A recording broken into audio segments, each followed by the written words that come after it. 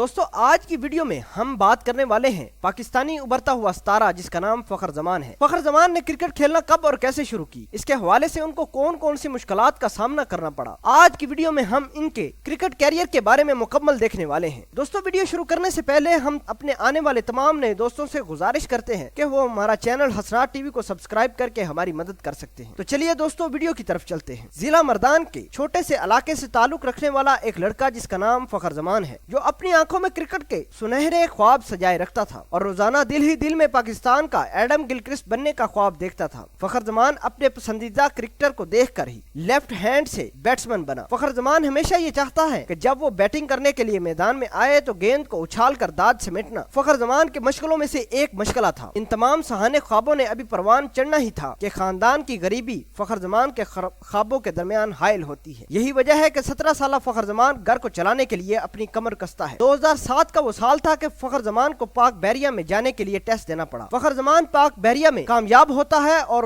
پاک بحریہ میں شمولیت اختیار کرتا ہے۔ فخر زمان کو اپنی پہلی تنخواہ 18,000 ملتی ہے۔ ان پیسوں سے فخر زمان کا گھر تو چلتا ہے، لیکن فخر زمان کے خواب فخر زمان کو ہمیشہ میدان میں ہی لے کر جاتے تھے۔ فخر ہمیشہ اللہ سے دعا کرتا تھا کہ یا اللہ کوئی سبب بنا اور میں دوبارہ گیند کو میدان سے باہر اچھال کر لوگوں کی داد سمیٹوں۔ بہرحال فخر کو اپنے خواب کو پروان چڑھانے کے لیے ابھی کچھ انتظار کرنا تھا۔ فخر زمان پاک بحریہ میں 1 سال تک سخت ٹریننگ لیتا رہا۔ ٹریننگ ختم ہوتے ہی فخر زمان کو پی این ایس کارساز اور پی این ایس ہمالیہ میں مزید تربیت حاصل کرنا پڑی۔ البتہ فخر زمان نے کراچی اس وجہ سے گیا کہ تاکہ گھر کی کفالت کر سکے، لیکن کراچی نے فخر زمان کی زندگی کو ہمیشہ کے لیے تبدیل کر رکھا۔ ٹریننگ سینٹر میں فخر زمان کی ملاقات ناظم خان سے ہوتی ہے، جو پاکستان نیوی کرکٹ اکیڈمی میں کوچ تھے۔ جو ہی فخر زمان نے بتایا کہ میں بھی ایک اوپننگ بیٹسمین ہوں اور لیفٹ ہینڈ سے بیٹنگ کرتا ہوں، تو ناظم خان نے فخر زمان کا استقبال اپنی اکیڈمی میں کر لیا۔ ناظم خان نے پہلے میچ میں فخر زمان سے اوپننگ کروائی۔ فخر زمان نے پہلے ہی میچ میں 100 سے زائد رنز کی اننگ کھیل کر اپنے کرکٹ کوچ کو اپنا گرویدہ بنا لیا۔ کچھ عرصہ یوں ہی چلتا رہا۔ ناظم خان نے فخر زمان کی صلاحیتوں کو اچھی طرح پرکھا۔ ناظم خان نے فخر زمان کو اعظم خان کی طرف بھیجا، جو کراچی شہر میں نوجوان لڑکوں کی صلاحیتوں کو مزید نکھارتا اور ان کے ٹیلنٹ کو پروموٹ کرتا تھا۔ فخر زمان اعظم خان کو متاثر کرنے میں زیادہ وقت نہیں لیتا ہے اور ایک میچ میں نصف سینچری سکور کر کے بھی اعظم خان کو اپنا گرویدہ بنا لیتا ہے۔ اس کے بعد ناظم خان نے دیکھا کہ فخر زمان کا مستقبل پاک بحریہ کی ملازمت میں نہیں کرکٹ میں چھپا ہے۔ فخر زمان نے پاک بحریہ میں سپورٹس مین کی حیثیت سے درخواست دائر کی، جو بہت ہی جلد منظور کر لی گئی۔ 2008 میں فخر نے پروفیشنل سپورٹس مین کی حیثیت سے نیوی میں شمولیت اختیار۔ فخر زمان نے اپنی فرسٹ کلاس کرکٹ شروع کرنے سے پہلے کراچی انڈر 19 اور کراچی انڈر 23 کی نمائندگی کی۔ اعظم خان اور ناظم خان کی بدولت فخر زمان نے کراچی کے میدان میں سکور بورڈ پر کمال کے سکور بنائے۔ اس کے بعد فخر زمان نے کبھی کرکٹ کو نہ چھوڑنے کا پختہ ارادہ کیا۔ فخر زمان نے سوچا کہ کراچی میں کافی کمپٹیشن ہوگا، کیوں نہ اپنی فرسٹ کلاس کرکٹ کا ٹرائل مردان کی طرف سے دیا جائے۔ چنانچہ فخر زمان نے کراچی کو خیر بات کیا اور واپس مردان جا پہنچے، لیکن مردان میں بھی کافی سخت مقابلہ دیکھنے کو ملا۔ کراچی چھوڑ کر جانے سے اعظم خان اور ناظم خان کافی ناراض ہوئے اور فخر زمان سے 6 ماہ کے لیے لا تعلقی اختیار کی۔ 6 ماہ بعد اعظم خان نے فخر زمان کو فون کیا اور دوبارہ کراچی آنے کی دعوت دی۔ فخر زمان 2011 میں کراچی واپس چلا آتا ہے اور اگلے سال آسٹریلیا میں ہونے والے انٹرنیشنل ڈیفنس کرکٹ چیلنج 2012 میں اپنا پہلا ڈیبیو کر رہا تھا، جو کہ فورسز کے اہلکاروں کا ورلڈ کپ سمجھا جاتا ہے۔ فخر زمان نے اس ٹورنامنٹ میں شاندار کھیل کا مظاہرہ کرتے ہوئے اپنی ٹیم کو نہ صرف فائنل میں لے گیا بلکہ پاکستان کو کپ بھی جتوا ڈالا۔ اس طرح پاکستان اس ٹورنامنٹ میں کامیابی کا جھنڈا لہراتا ہوا واپس آتا ہے۔ یہ فخر زمان کی نیوی کے ساتھ آخری کرکٹ اسائنمنٹ ہوتی ہے۔ اس نے 2013 میں کرکٹ کو خیرباد کیا اور پروفیشنل کی حیثیت سے کرکٹ کھیلنا شروع کی۔ اس طرح